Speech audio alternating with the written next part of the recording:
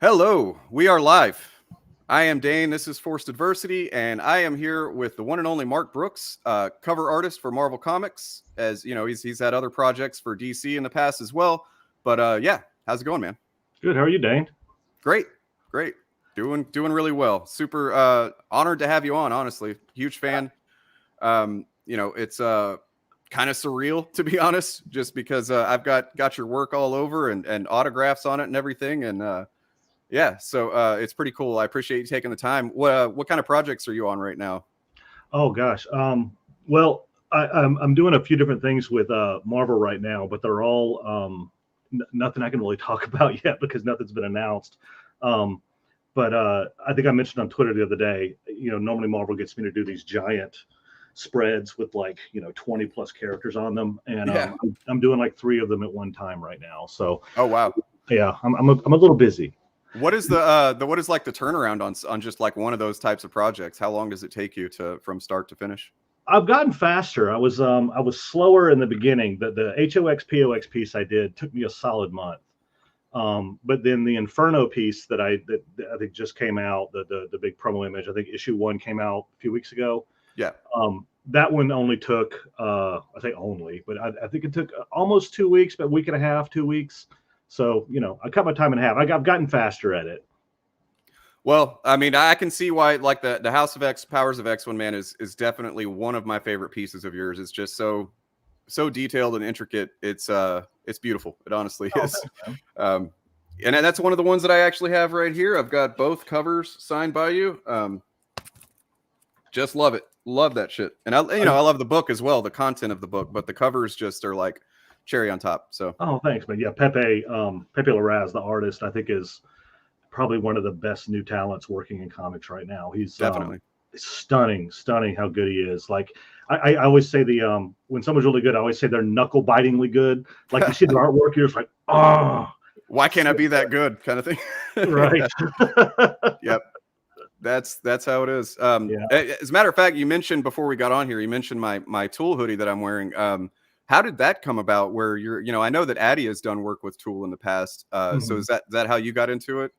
Yeah, I mean, it was really down to Addie. Addie is really good friends with Adam Jones, who's the guitarist for Tool, and Addie. I guess Adam had the idea that for their tour they're going to do a new poster for every tour date, but of course he needed artists for it. So I had met Adam through Addie. I went to dinner with him a couple of times and just hung out with him a bit, and so Addie, or I'm not sure if it was Addie or Adam said, hey, would Mark be interested? But one of them did. And so it was me, Assad Ribic did one as well. Oh, I did two actually. And yeah, that's how it came to be. And yeah, I got to do for the first and second leg of their Fear Inoculum tour.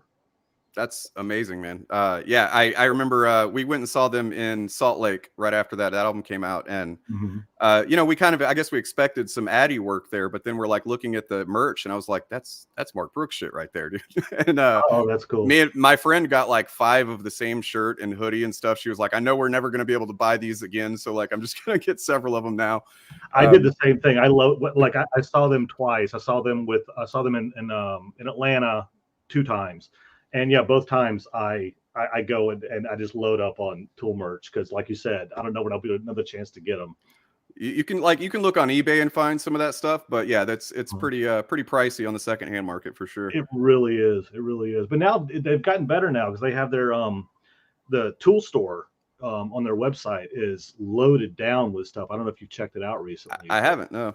You should go look. They have a whole Christmas thing going on right now, like Christmas sale and Black Friday sale. So you should go check it out. They got some good stuff. Will do. Get a new hoodie. Yeah, yeah. This one's gonna be worn out before long, but yeah. Cool.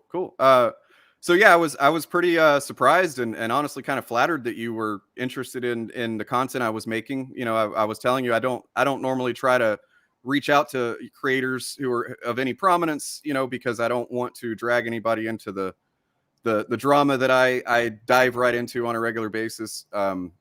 But yeah, so I really appreciate you reaching out and taking interest. So No, of course. I mean, I listen to a lot of different content, and content both I agree with and disagree with, because I think it's important that anybody before forming an opinion about anything should know very well what both sides of the issue are, instead of just deciding, because something tends to agree with their point of view, that they should Yep. just go along with it. You know what I mean? Yeah, I fully agree. That's a comment that I've gotten a couple of times since that debate the other day, where people are like, you're stuck in your echo chamber too, and I'm like, well, I mean, yeah, to a degree, but I also am aware of that, and I seek out to find contrary information. I weigh that against what I already think, and I adapt accordingly. I think you like you said, you have to. Well, that's the thing. I mean, it's I think that especially now, it's we all have a real tendency to yeah, we seek out comfort, because when we, and I'm sorry if you can hear my dog upstairs, she's going nuts. We tend to seek out comfort because the way the world is right now, everybody is so segregated in their beliefs, so everyone's always looking for something that's going to make them feel good. I mean, people in general, as a whole, don't like change. Whether you're right, left, or center, people don't like change, and so people tend to, that they seek out that comfort food, in their beliefs, and I can understand why. I do the same thing. I think we all do. So Sure. I always like the idea when someone goes, "Yeah, well, you're in the echo chamber too," and I'm like, "Okay, so you're in an echo chamber. You just admitted it. You just said two. So I don't understand why you're basically using the fact that you don't like the fact that I'm in an echo chamber to justify and make yourself feel better about being in your echo chamber. It's just it becomes this real big circular logic issue. Yep. That drives me crazy. Same here. And it's difficult to counter sometimes because like you said, people are you spend enough time fueling up on this media that basically feeds your bias and stuff. And as a matter of fact, the platforms themselves, as we know, and we're learning more about, do not do not make it any easier. You got like Facebook that they just that whistleblower just came out talking about how they prioritize outrage content and the most inflammatory stuff, and that's a long enough timeline, you end up with something like what happened January 6th. You know what I'm saying? So Well, I mean, did you? I don't know if you've seen. I don't remember what the article was or where it came out. It wasn't Medium. It was but it was a guy who was obviously left leaning, but he wanted to see what it was like on right wing social media, basically. So okay.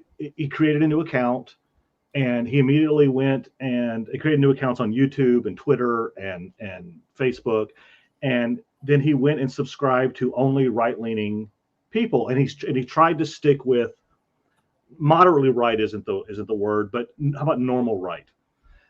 Just people like Ted Cruz, Mitch McConnell. He was following like normal right wing media people, um, and after a week, the level of just nutball conspiracy things he was getting bombarded with was insane. And I'm positive that if someone on the right were to do that with the left, they'd probably find the same thing, that they're Yeah. getting really crazy things thrown at them after a week or two. So yeah, it's tough in this day and age to keep a level head no matter what side you're on. I do personally find that one side seems to be losing their mind more than the other, but I can easily say that on social media, I find myself getting not outraged, but I found myself getting annoyed and irritated with some of the hard left as well. Yeah. Same here. And I think that's important, that you keep that kind of level head, to not just automatically accept everything. If they're left leaning, I agree with them completely. If they're right leaning, I agree with them completely. You can't do that. You're not betraying yourself, and you're not betraying your beliefs by just looking at somebody and going, you seem a little cuckoo to me, but it seems like no one's willing to do that. Yeah, it's there's this kind of this all or nothing kind of mentality that's developed on both sides, where it's like there's obviously a realistic notion, like it's a realistic thing that we are on a precipice in society. You know what I mean? Like there are things that are happening and going to happen as far as like climate change and democracy and so on that need to be addressed. Mm-hmm. And so you've got both sides are almost in this death match mentality, and just over time, you know, like you're saying, it funnels into, you know, just almost more extreme views and less nuance, less room for negotiation or even trying to understand other points. And I found myself in that last year. After, you know, 6 months or so on being on YouTube and Twitter, I kind of fell into a far left kind of mentality, and you know, just because a lot of the ideas were attractive to me to learn about, Right. but realizing how far we are from a lot of that stuff being Sketchy says sound cut out. Whose sound? All of it?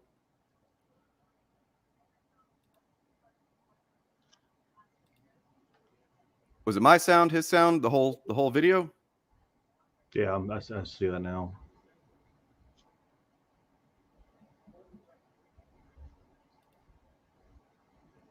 Let me well, if they can't hear, it's gonna be hard to ask them if the sound cut out. Can you hear us now? That's true. Let me check the stream itself and see if I can hear us. Yep, I can hear it. All right. All right. Cool. Yeah, so just like, you know, yeah, we're so far from anything that a lot of the far left wants to do, you know, disregarding how valid or invalid any of the ideas are.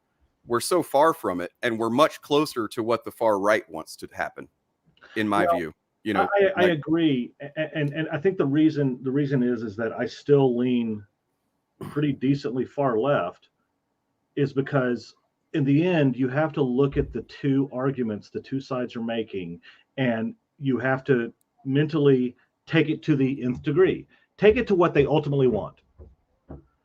And even in the far left, with how crazy some of them act, and most of the time it's just not necessarily their point of view, it's just how emotionally they act, and they start losing the plot because they get so angry.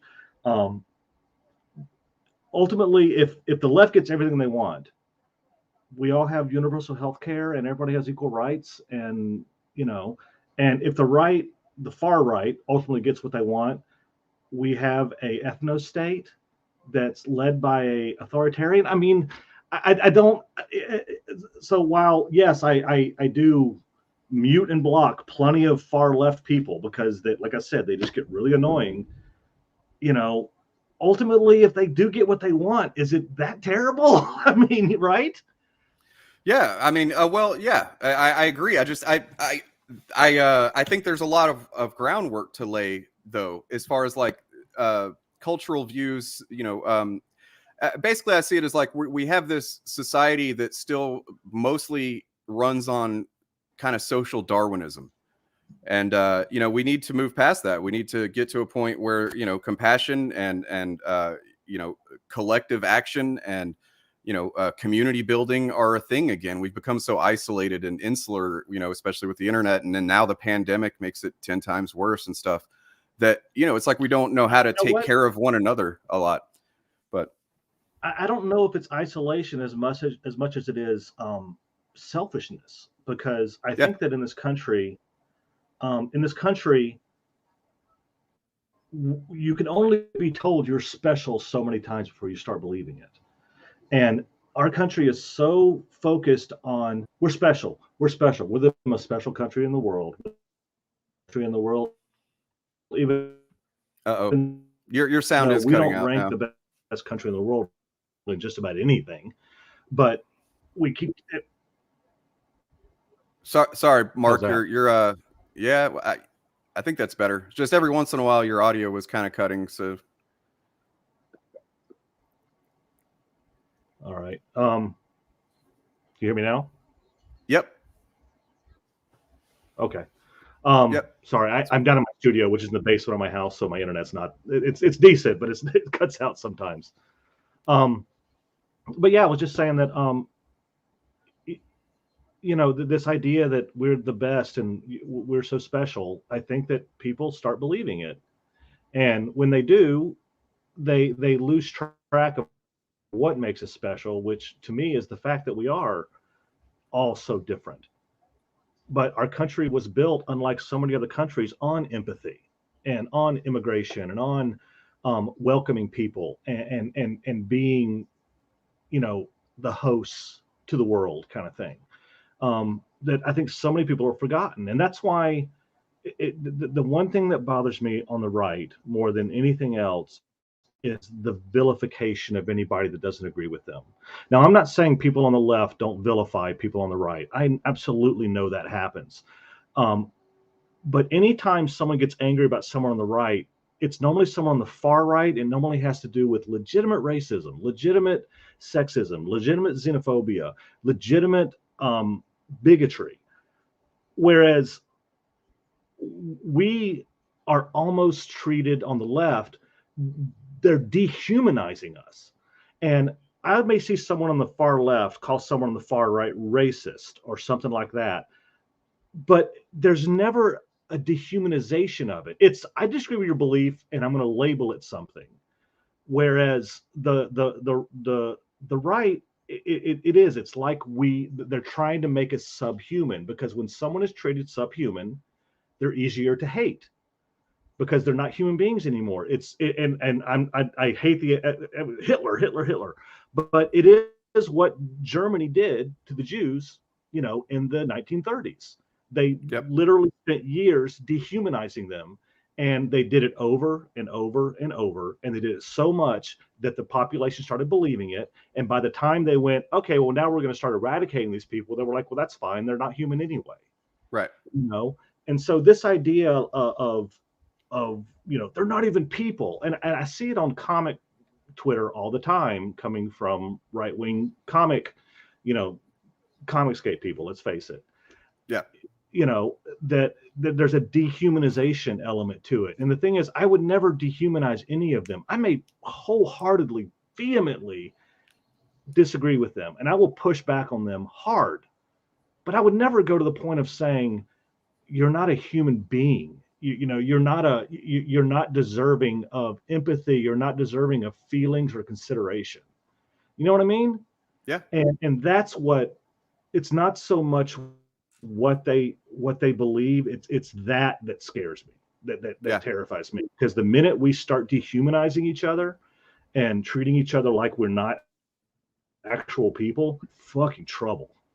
Right. We can't even have a discussion at that point, right? Because anything that we say is not going to be taken as valid at all.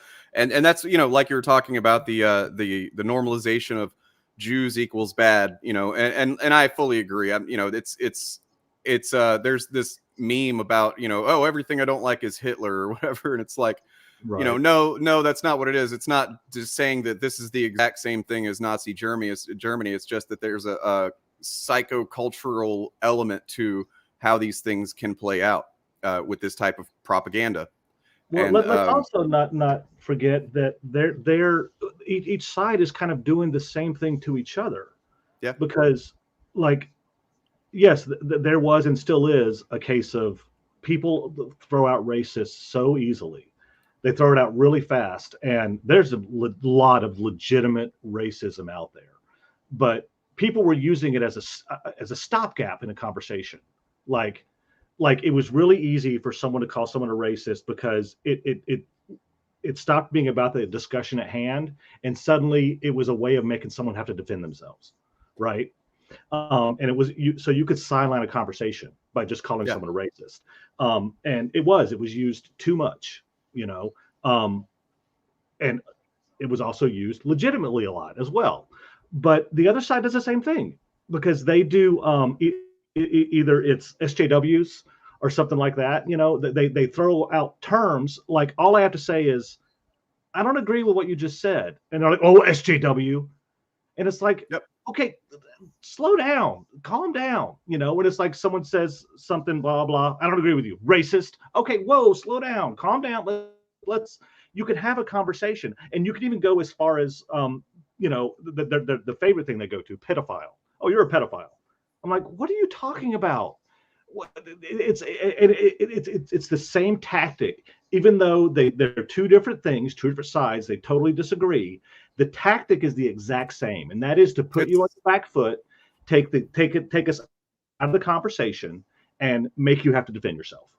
It's a And thought terminating cliche. I did a video on that a while back. It's like it's designed to, everybody has their own idea of what an SJW is, even if they don't, even if they don't necessarily agree about what an SJW is. If you think SJW is bad, and then somebody calls you an SJW, well, then that person you no longer have to listen to anything they say because it's just an SJW or woke or now CRT is becoming the more politically used one. which doesn't even exist in anything below the No, college level. But nope. I love that. That's the well. It's all buzzwords. It's all buzzwords and ways of labeling people to basically make them the other. Yep. We have to make them the other. And the pedo thing, especially because like everybody fucking hates pedos. You know what I mean? So like, Of course, you call somebody that, then it's anybody with any sense of morality at all is going to stop and go, wait, are they a pedo? And you like it's definitely a surefire way to stop a conversation in its tracks. in its tracks, absolutely, yeah. Well, and they know it. And the thing is, and the honestly, the left is caught on too, because the left, I've seen a couple of times, the left calling the right pedos now because they realized, wow, that's a really powerful thing you can say, and you can literally put someone on their back foot by doing that. It's true. And and you know what the shittiest thing about that is that it waters down actual cases and allegations of that type of thing. Oh, absolutely. Well, the same thing goes with throwing around racist. I mean, Sure. I'll give you an example. I did a cover for what was the book? A Trial of Magneto #1. Oh yeah, great cover. And it was of the Pieta. It was an homage to the Pieta, and it was Magneto holding Scarlet Witch, right? And this was a case of, and I walked into it accidentally. I didn't know what was going to happen, but the Pieta does depict two technically Jewish characters, but it is Jesus Christ and Mary, two very Christian symbols. And the two characters that I had up there were two Jewish characters. And while some people were like, I had a few people that were like, oh, I have a little bit of a problem with this. I was legitimately called anti-Semitic for doing this. And that was one of those times where I was like, okay, whoa, calm down. You haven't had a conversation with me. You have no idea anything about me. And they went right for it right away. You know what I mean? Wow. In a very heated way. And the thing is, I try not to fight with any of them, and I try not to respond to them, because 9 times out of 10, there's nothing you can say to convince them of anything. So, you just let it go. And honestly, this stuff runs in 24-hour cycles anyway. So, it is what it is. But yeah, it's just one of those times that you're like, there's no nuance to conversations anymore. There's no there's no benefit of the doubt given anymore. Yeah. So yeah, granted, there are plenty of people that they just shouldn't be given the benefit of the doubt, because their own behavior, their own timelines, their own Twitter streams shows that they shouldn't be given the benefit of the doubt. They've told you who they are. Yeah, there are people who weaponize benefit of the doubt.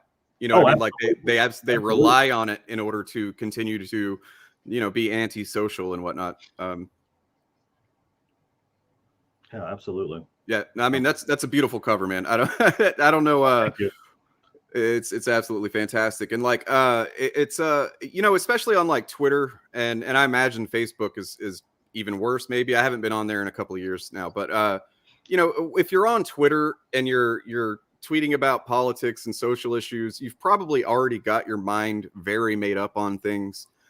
So it's like it's difficult to encounter someone on that is actually open to a genuine engagement and is really willing to hear what you have to say and maybe reconsider some of their positions or anything like that, because everybody's an activist now. Everybody's got their goals the right likes to claim that, the leftist agendas or whatever. It's like, well, you guys have agendas as well. Like, everybody's got an agenda. You know what I mean? Everyone does, and sometimes they do, sometimes they don't. I mean, when it came to that cover, the one person on Twitter that went really after me with, that's anti-Semitic. I actually did engage her, and we ended up having a really nice conversation. And that conversation went from Twitter to us just PMing each other. And we had a long conversation, and it turns out that they were having some health issues and some issues with some financial issues. And I ended up donating some money to them to help them out. And this was not a, here's some money, please stop yelling at me. It was, once we had resolved, we had come to a really nice understanding. They had apologized for throwing out names. And it was at that point that I went back and looked at their timeline and saw how much trouble they were having. And yeah, I donated some money to them. I helped them. I wanted to help them out. And I've done that with people on the right as well. I've had many fruitful conversations that started off with bomb throwing that turned into some really fruitful, helpful conversations. And I like to think that I learned something, and so did they. And I think it's important that we do that, but we can't do that. That will not happen if we are constantly dehumanizing each other. Exactly. It just won't happen. I'm not, and don't get me wrong, I am not saying that we should excuse any behavior, any sort of behavior that has to do with racism or sexism or xenophobia or any of that stuff. You should not excuse that. But also realize, especially some of these people that are easily influenced and that are easily convinced of things, realize that some of these people don't realize that what they're saying is racist or xenophobic or just unappreciated, or dehumanizing. And that instead of just automatically throwing bombs back at them, try to engage them. Because I've been shocked the number of times that I've tried to engage somebody with an air of understanding that I've got them to change their mind, or at least get them to see what it is they did wrong. Likewise, man. I've this whole weekend after that debate Friday, it's been kind of a whirlwind. People asking me on their streams to talk and stuff, and I've encountered several people that started out and they had some pretty negative opinions of me, and by the end of it, we don't necessarily are on the same page 100% now, but like there's a little bit more understanding and nuance there.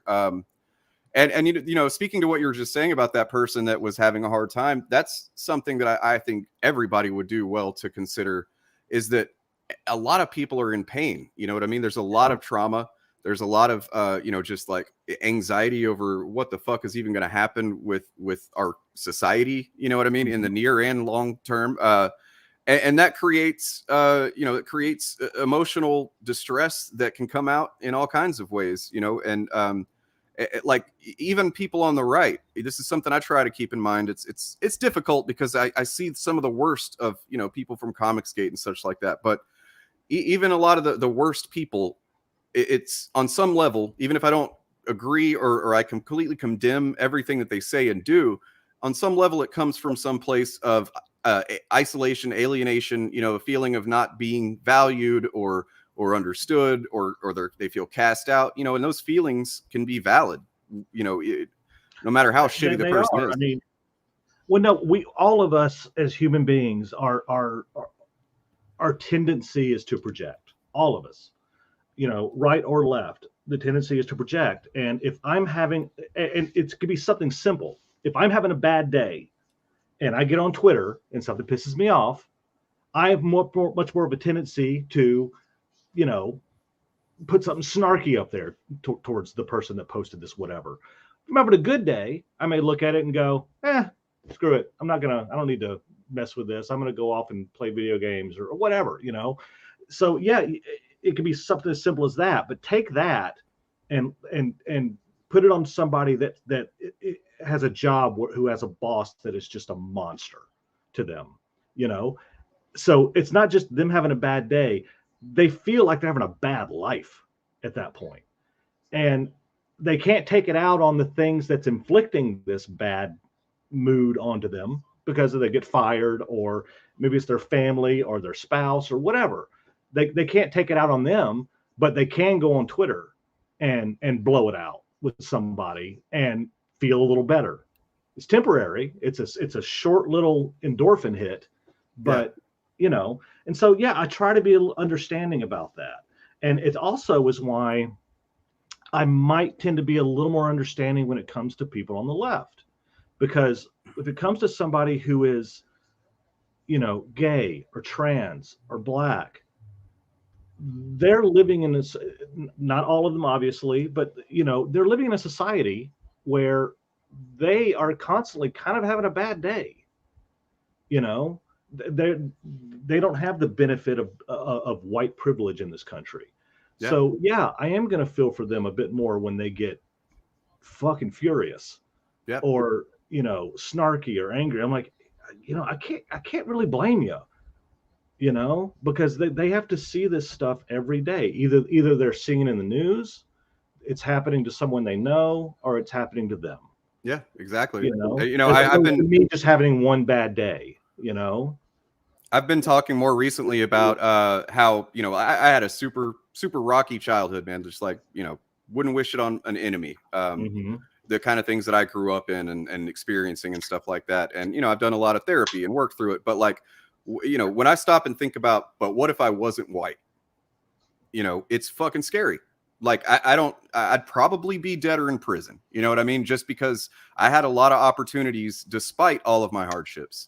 Right. That you know, I probably wouldn't have had in another community, or you know, if I was, you know, I've had dealings with the law that I'm pretty sure if I was not white, I would have turned out differently. You know what I'm saying? So by the way, I was going to mention, because you talked about having a good or bad day. It seems like no matter what kind of day you have, every night you tell Twitter that you might kill him in the morning. I've changed it up now, because I had someone message me, they PM'd me, and they said, you know, there are people on Twitter that don't like you, and if they start mass reporting your "I'm going to kill you in the morning" tweets, you can get banned. So I actually changed it up now. I try to do something a little different. I still might throw "I may kill you in the morning" because obviously it's a you know, a quote from the Princess Bride. Yeah. But all it takes is one person at Twitter who never saw the Princess Bride to see it and go, well, this is against our, you know, terms of service or whatever. Yeah. And then there are people who, you know, and it's typically the, you know, unfortunately the people on the right who will abuse the systems that are in place for safety. Like I remember a couple of years ago, Gail Simone had gotten suspended for a while because she called some comic skater dude, and they reported her for misgendering them. And it's like, come on, man. You know, you don't even respect the idea of gender, you know, dynamics or anything like that. And you're going to use this feature to that's the thing. It's like, listen, I may disagree with people, you know, people in Comicsgate, even vehemently with some of them. Some of them I may find to be just really awful people. But if you want to get anything done that you truly believe in, do you think trolling is the way to do it? I mean, that's just, at that point, you're just having fun. Yeah. You're just having fun at the expense of somebody else. You're not actually trying to achieve anything. And at that point, I think that's why people stop listening to you. Like, you're not making any kind of stride, you know, because all you're doing is basically trying to take a piss out of people, trying to piss them off, trying to, you know, negatively affect their life. You know, what's the point of that? Yeah. And you know, when you look at the former president and, you know, just the culture that's arisen in the last half decade or so, it's like, you know, and yeah, there are absolutely people on the left who do the same thing. I do it every once in a while for the hell of it. But like in general, there are a lot of people in Comicsgate and on the right who seem to almost just get off on being this cynical trolling type thing. You know, I mean, that the president did it for 4 years. You know what I mean? Like he didn't. Well, yeah. He would say things he didn't believe in just to kind of get a rise out of the media, get a rise out of the left. You know, it's this whole owning the libs type thing, as if that's just their priority. That's their goal. You know what I mean? To trigger the libs. What's the phrase? The cruelty is the point. Yep. Yeah. Exactly. You know, That's what it feels like now. It's like it's not about any sort of actual firmly held beliefs. It's just about being an asshole. And I'm like, that just doesn't seem like a very productive way of accomplishing anything. It's basically like, I'm gonna get on Twitter and I'm going to make as many people dislike me as possible, except for other assholes. I want other assholes to like me. So now I'm in an echo chamber of assholes. And then they do this thing where they're like, ha ha ha, you blocked me, I win. It's like, no, I won. I won because I don't have to listen to you being an asshole anymore. Yeah. And I've just shunned you back into your asshole chamber. So yeah, I don't understand it. It's why, if someone disagrees with me, or someone, posts a reply to me to something I said, I don't block. I mute if they won't stop, if they just want to keep going and going and going. But the minute you insult me or somebody else and can't talk like an adult, you want to act like a child, that's how you get blocked by me. And I blocked a lot of people, including people on the left, granted more on the right, but including people on the left. Because if you can't behave like an adult, like the rest of us, then you don't get to be in my house. And that's the way I look at all my social media feeds. These are my houses. And just like in my house, if you come in my house and act like an asshole, I'm going to ask you to leave. I'm going to make you leave when it comes to social media. And I think that's fair. Bingo. Yeah. There's actually a Pussifer song about that. Yeah, it's that's how I see it. I do generally, and I've probably gotten worse at it just by nature of adapting to how things work on Twitter. But like, at least for the first year and a half, I genuinely tried to treat everybody as if I was meeting them in real life. Right. Like if I see you on the street and you have a MAGA hat on, I'm not going to be like, you fucking racist or something. If we're at a bus stop and we start talking, I'm going to be as friendly as possible until, if something comes up that I really disagree with, then I'm going to disagree with it. But I'm not going to, treat you like you're subhuman or something like that. And yeah, just going back to what I was saying a bit ago about how everybody's kind of pushing their own narratives usually, or a lot of people are. It's impossible to kind of treat Twitter that way, at least as far as I've learned, and maintain your mental health. For me personally, anyway, because yeah, people will absolutely abuse that. Certain people will abuse your, you're using a level playing field and trying to, be friendly or at least be open. Yeah. That's the thing in this day and age. We have never been more. That's why you were talking about being insular because of social media. I'm like, I don't necessarily feel that way. I feel like that social media has made us all have far more access to each other, and people, because of that, just really, really abuse it. Look at this question. A lot of artists, entertainers, even YouTubers have massive egos, regardless of their political views. That's absolutely true. But the problem with that statement is that people take something they feel about a certain number of people and they apply it to everybody, which I definitely try not to do when it comes to anybody. But yeah, I mean, the other thing is, let's talk about the debate you had. What was it, a few days ago, last week? Well, I think you're muted. Yeah, that was Friday. It just kind of popped up out of nowhere. Okay, so this is the thing I realized. I'm not going to say anything against Lyndon. I realize I've looked at his Twitter feed, and Lyndon he's a bomb thrower. It's how he gets a reaction. It's how he gets people to look at his stuff. I have a feeling it has to do with confidence. That he lacks confidence, but realizes that if he just throws out inflammatory things, it makes people react to him. And so it's, again, we talk about that temporary endorphin hit. That's what he gets off that. But the one thing I realized in talking to him is that it's not so much that he has any beliefs. It's that he's enjoying being part of something. Yeah. he enjoys being, he feels like he's part of this movement that he doesn't even fully understand himself, because you gave him plenty of time to be able to speak and to say what he felt, um, and he couldn't do it. And the reason he couldn't is because there was a lot of things you were asking him point blank questions, some cases, and he was literally just like stumbling over his words, or he couldn't talk because you could tell he hadn't thought about these things before, because he's gotten so addicted to being part of this movement that he's echoing things that he's heard, but he's never really thought about it. And it almost makes me feel bad for him.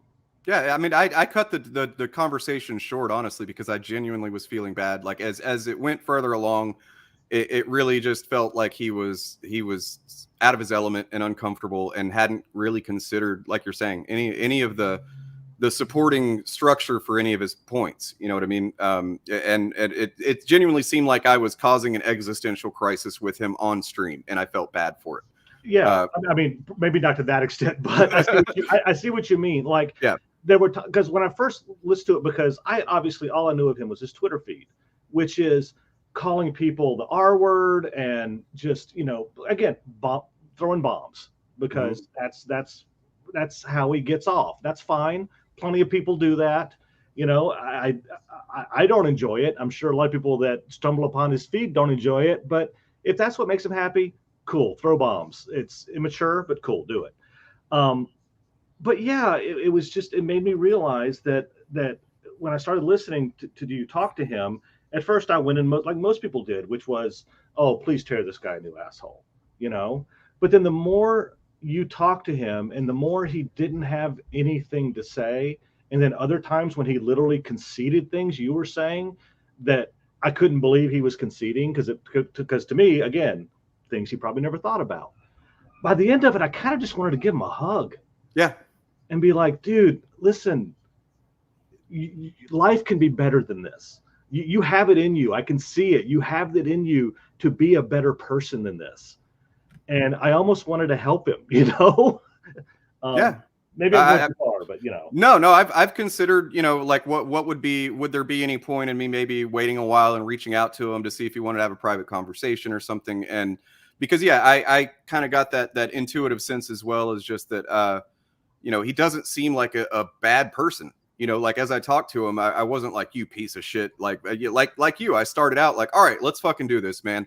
I'm going to hold your feet to the fire. And then as I realized that, these are things that I've put a lot of thought into, you know what I mean? Like I try to listen to these points from people I don't agree with. And, like I got back into comics 5-6 years ago because I started, hearing stuff about SJWs ruining comics.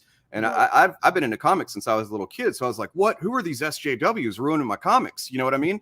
And then I start reading comics like, whoa, no, this is good stuff. What are they talking about? And that's when I started understanding what was really going on. And it started me down the path of like, studying this stuff. So yeah, it's not like I'm just starting from disagreeing and working my way backward. I genuinely tried to support the views that I'd seen around and find information to support it. But what I know of comics and the lore and the industry and the history of it, and it doesn't jive, with their claims. It doesn't. Like that's the one thing I want to say to especially some of these people that aren't reading comics right now, and that they are believing things they're being told. The stuff that you're being told about the comic industry. I've been doing this for 20 years at Marvel. I was here at the bottom. I'm here now. I've been through all the different waves for the last 20 years. The stuff you're being told is happening is not happening. Just because they made a comic of Squirrel Girl with artwork you didn't like, just because Miss Marvel changed to Captain Marvel, they still make Punisher comics. Daredevil's still out there.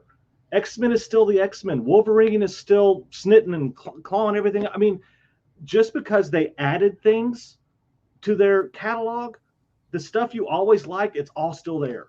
It's all still there. So doing this thing where you walk into a comic shop or you're being told about one or two books that Marvel makes that aren't to your liking, because they possibly would like to get some girls to read comics.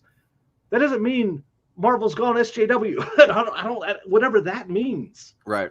You know, yes, Marvel publishes what, 50, 60 books a month? Yeah, maybe 1, 2, maybe even 30 of them aren't for you. Right. It's ridiculous. It's absolutely ridiculous to believe that there's this mass status quo. I mean, Batman is still Batman. He's still fighting the Joker. None of that stuff has changed. All they've done is added stuff. But all the stuff that all these guys are telling you I used to like but doesn't exist anymore, yeah, it does. Well, what happened was the books didn't change. They changed. You know what I've realized over it took me a good couple of years to fully understand the goal of, you know, these Comicsgate and similar stuff like that, and what is the point of what they're doing in their mind. I think like the marketing tactic is to siphon off casual and new fans, because, you know, old school fans like me are not going to fall for the shit. Oh, you know, we hear the claims and we look ourselves and we go, wait, this doesn't make any sense. You know what I mean? Like I've been in this shit too long to think otherwise. But you know, the MCU is popular as hell. You know, comics are way more mainstream now, and so you're starting to get people who, and like if a new fan goes on YouTube and searches for, hey, I want to find out about Thor comics because I liked Thor in Ragnarok or whatever. Mm-hmm. They're more than likely going to come across some of that anti-SJW content that's going to tell them, well, they replaced Thor Odinson with Jane Foster, you know, and it's like, and that's one example, as a matter of fact, of how dishonest this stuff is. For example, you know, Riri Williams, Ironheart, they like to say there's a lot of claims of they're replacing this character with this black character or this woman version or whatever, and it's like, Tony Stark didn't get replaced. You know, No. he was out of commission for a couple of months, like every character goes through every once in a while. You know, they do that. It's just it's all part of this narrative cycle. These things reset. The status quo more or less stays the same. You know, and they'll drop a bomb in the middle of the status quo for an event or something every once in a while, and for excitement and sales. And then guess what? Things pretty much go back to normal. They go back to normal. And here's the other thing too. You know, there was a time where I kind of agreed with it a little bit. That I was like, oh yeah, why they keep replacing all these characters, blah blah. And then I started thinking about it, and I was like, wait a second, Spider-Woman, Spider-Girl, Batgirl, Robin, Batwoman. I'm like, She-Hulk. They've been doing female versions of characters since the friggin' 70s. You know, why are you mad now? Is it because it fits an agenda that you feel like this falls under, or is it legitimately that you're mad? Because if you are mad, you should also be getting mad at Batwoman and Batgirl and Spider-Woman and Spider-Girl and, you know, these other characters that were created to be a female version of a male character as far back as 50 years ago. Yeah, I've made that point in a video. You know, really probably one of my first ones was something like Marvel's always been progressive. You know, and it's I put side by side. You got on the left there was pictures of Supergirl, Kid Flash, you know, Spider-Woman, and then on the right I had Ironheart, Totally Awesome Hulk, the Amadeus Cho one, Miles Morales, and I'm like, what is the difference here? You know, and I was sarcastically like, I don't see it. But it's like clearly there's a racial element there. There is. No one got mad when Pepper Potts became Iron Maiden or Rescue. No one lost their mind when that happened, but Pretty Blonde White Lady.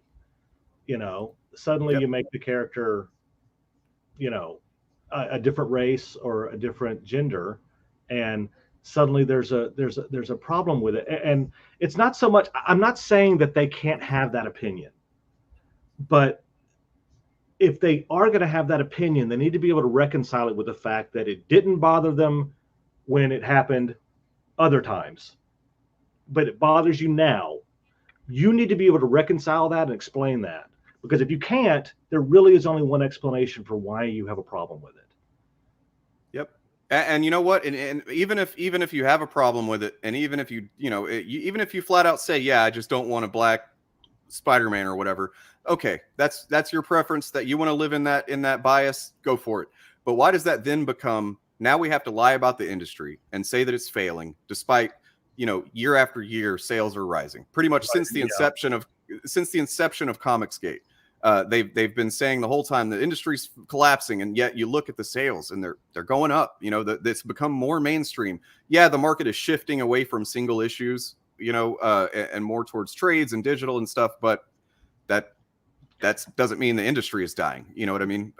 That's a case. It's moving the goalposts, and that to me is that comes down to a psychological thing. I want to send you something, and you can share with your viewers. It's something. You know the strip, the oatmeal. Yeah, love the oatmeal. Do you know the strip of what's it called? It starts off with, I'm about to tell you something that you're not going to like. Okay. Are you sending it on Twitter or?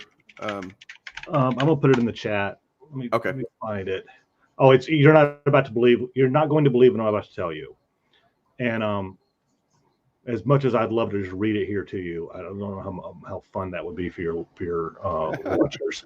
But can I put it in the chat here, the private chat? Yeah. Okay. But basically what this strip does is, it's not talking about political beliefs.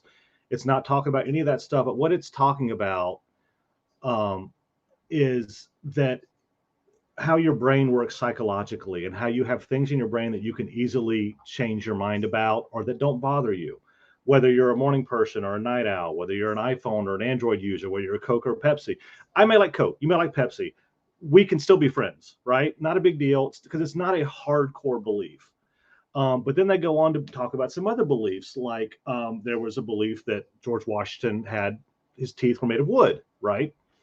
Well, if I told you that they actually weren't made of wood, they were actually made of a combination of gold, lead, hippopotamus, ivory, horse, and donkey teeth, right?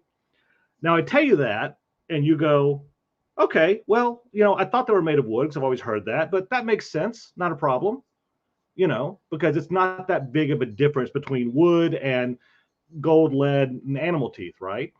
But if I also told you that he also had a second set of teeth that were made from the teeth of slaves. Now, if you were a hardcore historian, loving America, loving all this stuff, that's going to suddenly trigger something in your brain.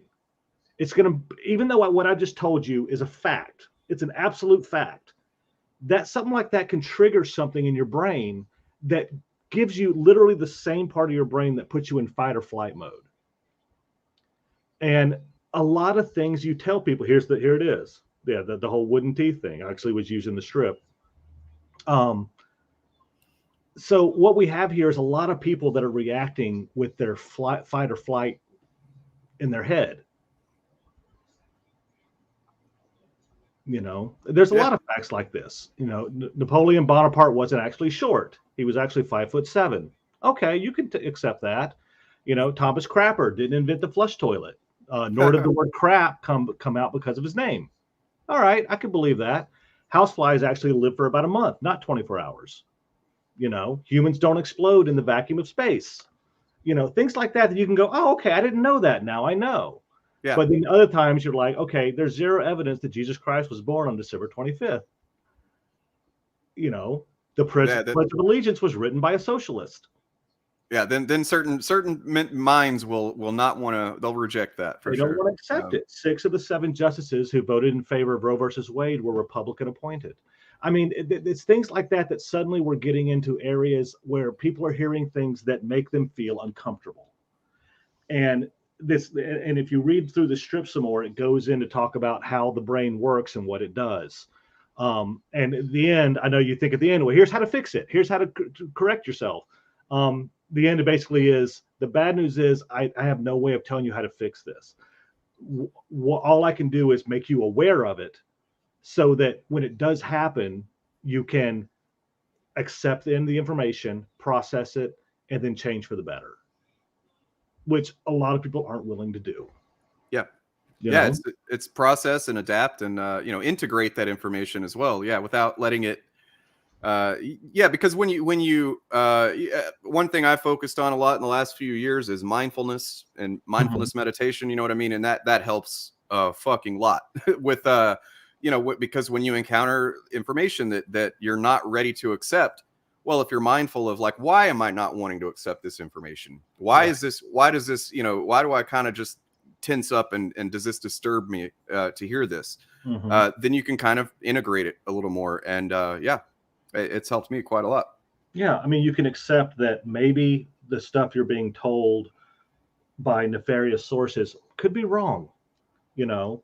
And that's the thing. It's like I don't blame a lot of these people for what they believe or what they're saying on Twitter. I mean, it bothers me, but what bothers me the most is them believing what they're hearing from a source that has nefarious motivations. Yes. Um, Yep. they're, I'll put it this way. You know how I know I'm not crazy? Because I don't have to walk around telling everybody I'm not crazy all the time. If you have to tell everybody you're crazy all the time, or you're not crazy all the time, you probably got something wrong with you. And that's the Yep. same thing with anybody. If you have to walk around telling everybody you're not a racist all the time, you might need to deal with something. So if you're walking around telling everybody how much you love the fans all the time, what's the motivation there? There's something else going on, and I never want any of my fans that like my stuff to ever feel like they're being used, because I don't want to use anyone. I want to produce artwork they enjoy. I want to do what I love, and that's it. But I'm seeing so many artists that are weaponizing their brand, Yeah. and it really bothers me, not because of them. I mean, honestly, they can all fuck off. But what bothers me is that there are fans that are buying into it, and it makes me sad because there are creators out there that legitimately do care about their fans. They legitimately do care about what they're producing. They're not trying to um, gain money through outrage and through pointing at the other and going, they're the villain. I mean, Yeah. that's the surefire way of getting power in anything. First off, you either create a problem, or you take a small problem and you make it seem like it's far bigger than it is. And then you step in and go, but I have the solution.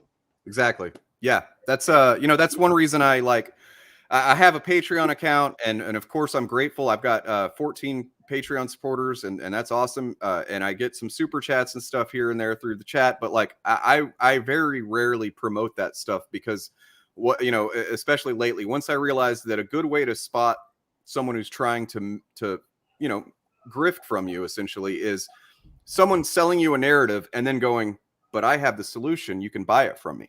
You know Right. what I mean? And Exactly. that's why I'm hesitant to be like, hey guys, every video you should support me on Patreon, because I would much rather you listen to what I have to say and think about it, consider it for a while, be measured with your thoughts about it and feedback. Even I'd never claim to be 100% right about things. I listen to feedback despite what some people think. It's yeah, I think it's important to always consider if the sources of information that you're just kind of buying the information wholesale, are they also trying to sell you a product? And then And they certain are. and then you look at like the well, I don't want to get too into it, but the amount of money shelled out for these products is much higher than the amount of product that the customers are getting back in a lot of cases. Uh, Oh, absolutely. I mean, look, I'm never going to fault anyone for making their money. I think it's great. I mean, I definitely am I'm very financially minded. I'm more concerned about doing what I love. But yeah, I just like anybody else. I have a family. I want a decent car. I want a decent house to live in. I want to make sure my kid can go to college. You know, um, so sounds like fascism. Yeah, I mean, it kind of is. It's create a problem and then say I have the solution. Yep. And the really the saddest thing about it is it fucking works. It works. It works like a dream on so many people, because all you have to do is harness fear. If you can harness fear and create something out of nothing or something out of something small, it's easy to do. I refuse to do it. You know, I'm sure I could start my own little YouTube channel or whatever, and sit here and just, you know, blow shit out of proportion. I first off, I'm far too busy. I'd rather draw, and it honestly seems soul sucking to me, like literally draining, that some people spend so much of their time focusing on this, but then of course turn around and point to the other side and go, "You're focused on this. All you ever do is talk about this. You're focused on this," and it's like, my feed pretty much is nothing but artwork, and every once in a while I may say something. I go look at some other feeds, you know, and it is nothing but, and I can only assume it's because they don't have any artwork to share, but for whatever reason, it's like you're projecting like crazy, because I see most of us, including people like Gail Simone, who we would hold up as the great, you know, far left monster. Yeah.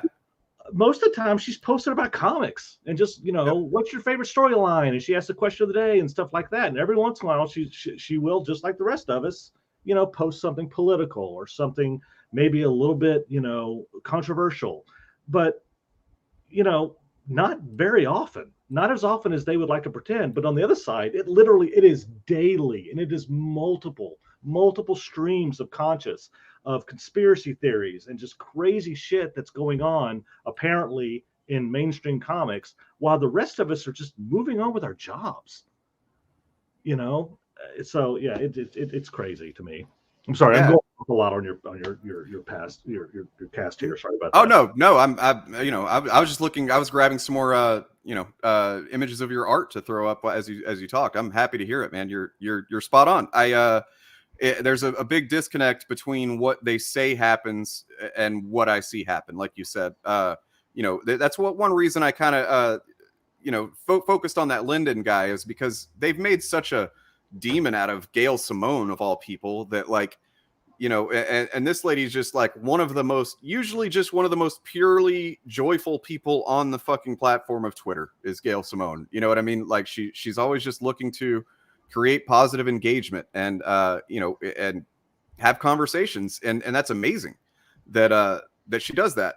And like, you know, to see this guy just try to, you know, she's got a pretty benign opinion about a film and he turns it into, you know, some grandstanding or whatever. And, you know, that was what I initially took issue with. But then what he really did to set me off was as people responded to him, he was telling like other women on there that they needed a good dicking and, you know, shit like that. And I'm just like, all right, dude, let's deal with this. But like, yeah, it's really bizarre. They have to create an enemy, of course. And, you know, of course, these days, there's a lot of enemies going around, but like, they have to create a straw man enemy, someone that they can, you know, just uses the epitome of the evil of the other side or whatever. And then, Well, it's not just that; it's also that they're not willing to put in the work. It's yeah, like what people like Lyndon are doing is it's easy. It's easy. I could go on right now on Twitter and throw out whatever I wanted to towards somebody famous or whatever, or just start going after fans or whatever, and I could get my engagement up in the thousands by tonight. But I'm not going to do that because it's weak, it's easy, it's lazy as hell. You know, it's just put in the work, do the work. If you want the recognition, do the work. And yeah, it's not easy, and it's grueling, and it's psychologically really hard. But you know, I don't have any respect for anybody that gets famous off throwing bombs. yeah, You know, whether those bombs are just out and out insults or conspiracy theories or whatever. It's weak. It's so friggin' weak. and it's projecting their weakness all over everybody else. And it makes me mad because there are people that go in on it and follow it and suddenly are calling people Caesar or whatever. I mean, it becomes cultish, and heaven forbid. I hope if I ever become anything like a cult leader, please somebody stop me. Yeah. You know? Well, I mean, it's like let your work speak for itself, right? Like before I ever followed you on social media at all, I was a fan of yours. You know what I'm saying? And if you started spouting shit right now that goes against my ethics or anything like that, I would not follow along with you. You know what I'm saying? Like I'd be like, I hope you would speak out. I mean, I legitimately hope you would say, "Hey, whoa, I disagree with that," and call me out on it. Yeah, it's if you have to do this type of thing to sell comics, are your comics really that good? Is what I'm wondering. Like I can walk into a comic shop, see work like yours or Pepe Larraz or Adam Kubert or something. Just like, okay, that work speaks for its fucking self. And Right. maybe I don't like what's inside. Maybe I'm not a big fan of that specific issue or story or whatever. But the comic, the comic is still selling the same way that comics always have. Is the cover on the shelf, and it grabs your attention, or it doesn't. You know what I mean? You don't need to. There's not this extra element where you have to follow along with the conspiracy narratives, and you have to hate the right people, and things like that. Well, that's the thing. I mean, the way I look at it, like you said, you went to the comic shops at one point. You and I never met. You had never come to a show. You didn't know anything about me, right? Yeah. When you do encounter me, like you see my work, and let's say you become a fan just from the artwork. When you do encounter me, whether it's on social media or whether it's at a convention or whatever, I can only do one of two things for you. I'm either going to enhance the way you see my artwork, or I'm going to diminish it, right? And it blows my mind the number of people that do everything they could to diminish the way people look at them. I mean, there are plenty of artists out there that I've looked at that I'm like, oh, I'm a fan of theirs, and then I met them or something happened or whatever, and I'm like, yeah, I can't look at it the same way. I mean, it really does affect people. So, yeah, I'm going to stand up for what I believe in. When I stand up for what I believe in, though, I try to do it against ideas, not against people, unless it's Trump. Because let's face it, Trump is basically an idea at this point. He's just a bunch of bad ideas stuffed into an oversized suit. Exactly. But I'm amazed at how many times I go after what I consider to be a bad idea, and then the responses I get automatically are absolutely personal. I'm like, whoa, I didn't say anything about you. I didn't talk about you. The fact you took it personally might speak more about you than me, but calm down. But yeah, everything is personal now, even if it's something speaking out against a general idea. Yeah, it's people attach their identities to certain concepts and ideas in politics, unfortunately, and it's like, it's tricky because I consider myself a humanist and a pragmatist. Me so too. where that ends up typically is on the left. But I mean, if a conservative Republican started, spouting policies that are pragmatism and humanism, I'd be like, oh shit, maybe I should look into this guy. You know what I mean? But like, it's not like I'm just choosing the left because it's a team sport. It's exactly. I'm just trying to accomplish goals that I think will reduce suffering overall and make for a better society. And it's really unfortunate that people feel the need to attach their identities to certain figures. You know what I mean? Yeah. Yeah, and please don't get me wrong. I mean, I have plenty of conservative friends. I know that sounds like I have a lot of black friends, but I do. I mean, I'm wearing the T-shirt of Torpedo Comics, which is John Dolman, the drummer for System of a Down. He is so far right. Him and I get in arguments constantly, but we're close friends. I mean, he's not a racist. He's nothing like that, but he's pretty right. But I'm a big fan of his. I'm a good friend of his. I love getting in discussions with him. Billy Tucci is a friend of mine. We don't. There's very little we agree on other than comic art. So I think it is important that we do talk to people that are on the other side, and we do have friends that are like that, because even though those conversations can be painful and uncomfortable, I think it's important we have them. Absolutely. Yeah, and I've been trying to do that as well. That debate was not really a conversation as much as I was just asking questions. But like, Nerdette's Newsstand, she's in chat right now. We started out as essentially enemies on YouTube. She's got a channel. She was a Van Sciver fan, and her views have shifted a bit, and I've relaxed more as far as like, trying to at least understand where people who disagree with me come from, and we had an amazing chat last night on stream, she and I hope we can do it again. Nice. So I believe that we have to make effort.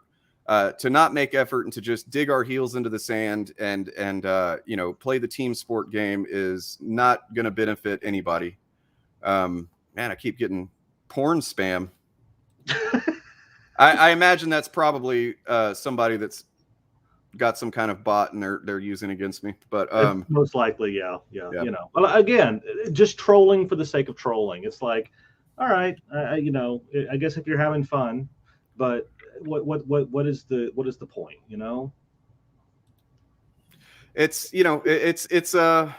like you said, it's that momentary dopamine reward. There's no long-term thought to it. I don't believe. It's just this makes me happy in the moment. Maybe they don't have much else going on in their life that can give them that happiness, and that's unfortunate. And I legit have empathy for that. But like you were saying earlier about Lyndon, it doesn't have to be this way.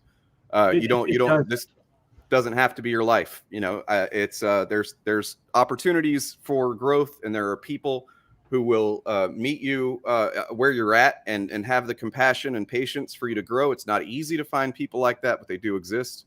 Mm-hmm. Yeah, I do like your idea that, give it a week or two and reach out to him and just have a conversation, because the number of times that I've done that with somebody, I realized that it wasn't public. Oftentimes it started off online and went into PMs or whatever, and we started having a real conversation. Because it's funny how people stop posturing when they go on PMs. Suddenly that act kind of falls very quickly, which is why I'd rather talk to people just one-on-one that way. And so, no one saw you change anybody's mind. No one saw you, have a legitimate conversation that may have made somebody see something differently, but it feels really good when that happens, and so, you said you might think about reaching out to him. I hope you do. And if you do, I would love to know the outcome, like how it went. And hopefully I have a feeling, seeing him in person and seeing the way he spoke to you, what he's doing online on Twitter is a character. He's playing a character. He's doing the same thing a lot of guys in the upper echelons of Comicsgate are doing. They're playing characters. And I think there's an opening there to make him a better person, help him be a better person, not make him, but help him. Yeah, I fully agree. And Eva, thank you for being here. And you're right. On the surface, that's what it is. The surface level, that's exactly what happened. But applying a little bit more compassion and I guess willingness on my end to be the quote unquote bigger person. And maybe it won't pay off if I were to reach out to him. Maybe he just tells me to go fuck myself and writes an article about me or something like that. And but at least I would know that I made an effort. And best case scenario, maybe he's taken time to consider some of these things, because it's pretty clear he hadn't really put much effort into supporting his points. And so no, he went the lazy route. So I'm encouraging him, because you already taken the high road. Granted, you did call him a lot of names before he came on. I did. But not only did you not do that when he came on and actually treated him with some manner of respect, you went on the next day on Twitter and you apologized for that. And on I did a stream recapping it, and I clearly stated that I had honestly did not expect him to show up, and that's not like me saying oh, I'm embarrassed I got caught. It's just that I didn't. This is the first time I just hopped on a stream and started making fun of somebody like that. Right. And for him to show up, it snapped like, oh, I can actually have a conversation with these people. And I was, legitimately kind of pissed about how he was talking to women on Twitter. I don't blame you. I don't blame you at all. It pissed me off too. But that's why I tuned in just to watch you basically destroy him. But like I said, that's, and I'm not saying anybody should feel differently about Lyndon. He's said some really shitty things, and I hope at some point he does apologize for them, because it's wrong. It's really, really wrong. But I think there's a redemption arc in here somewhere. Yeah.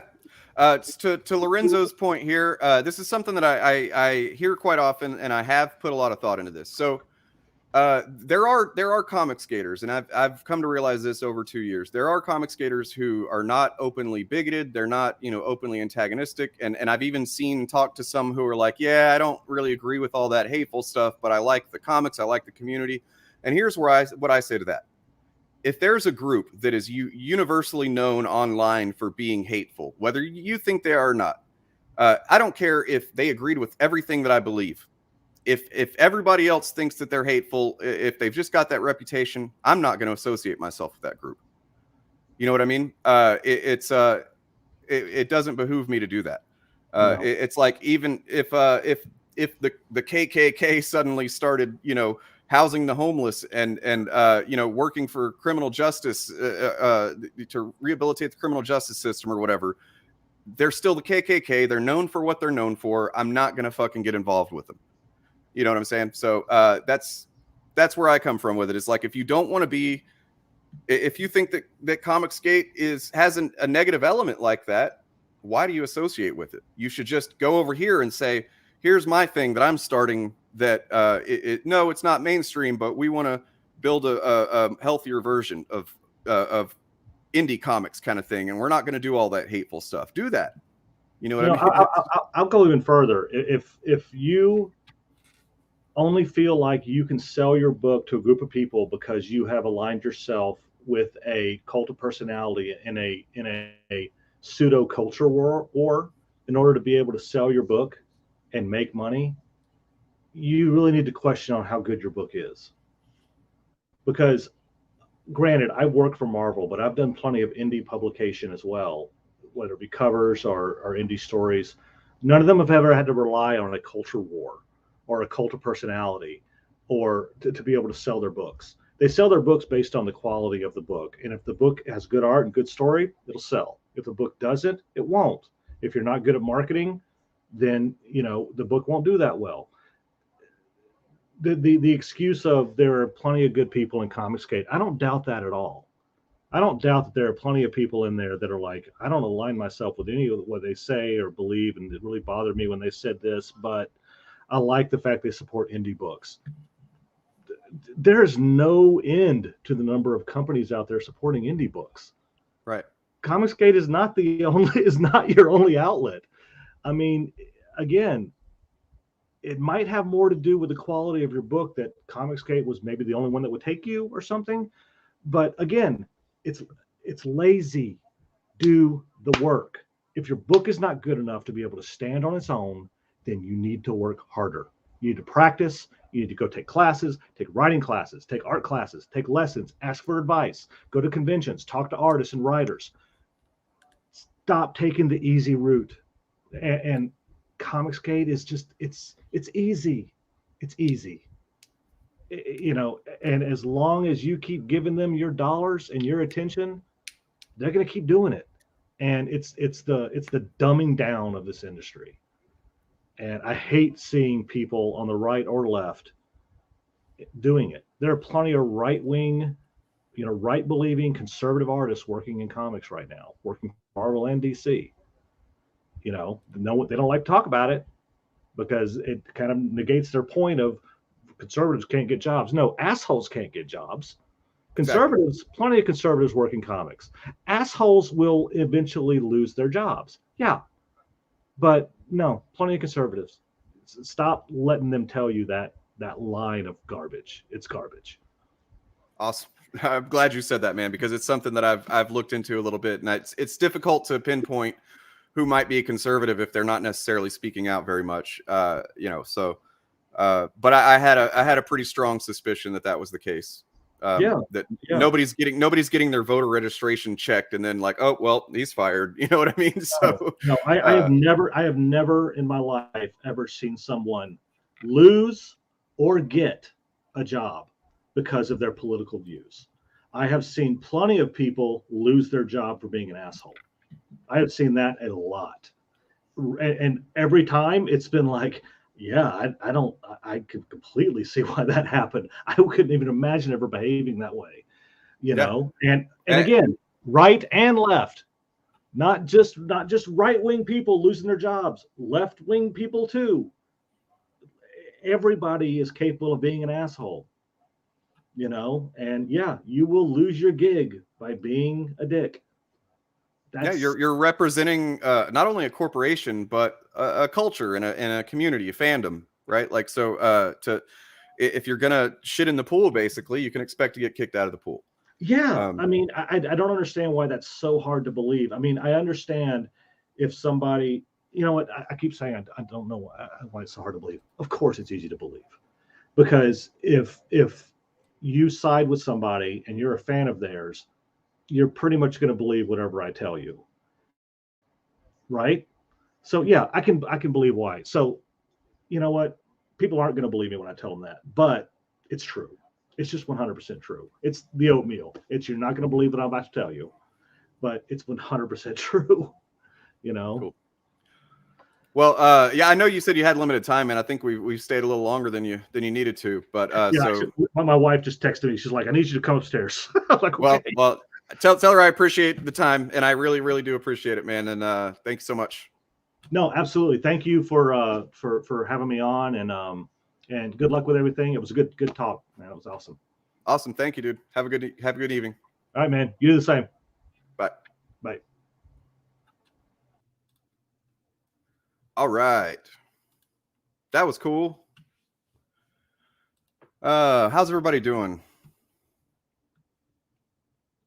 I wasn't sure that was going to actually happen today because there was a little confusion between he and I about what day this was going to happen. So yeah, like right up until the last 30 minutes or so, I was like, oh man, am I going to have to cancel this? I've already scheduled it and people are expecting it. And yeah, but he came through. So good deal. Yeah, that was really cool. You guys, you know, it's not like I told him before we went live, I'm like, I'm not just saying this because I'm sucking up. Like, he legit is my favorite comic artist, him and Addie Granoff. But like, I've got several things signed by him, or there. Several. You know, he's just I really like the kind of painted, almost photorealistic style that he does. It's I guess I don't even know how to describe it. I've never been good at describing art. I'm more of a writer brain, but yeah, when it comes to art, at least in covers, I'm just completely drawn to his style as well as Addie Granoff's. So yeah, yeah, go walk the dogs. I'm gonna take off as well.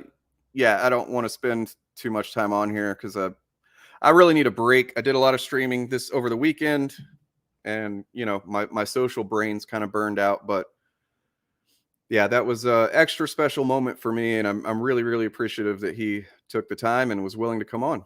So thank you guys for watching. Please subscribe if you're not. You know, hit the like. All that stuff that I'm supposed to say but makes me cringe to say. Just assume I said it. Share this video with anybody that you think might be interested in what Mark Brooks has to say. And I love you. Have a good night.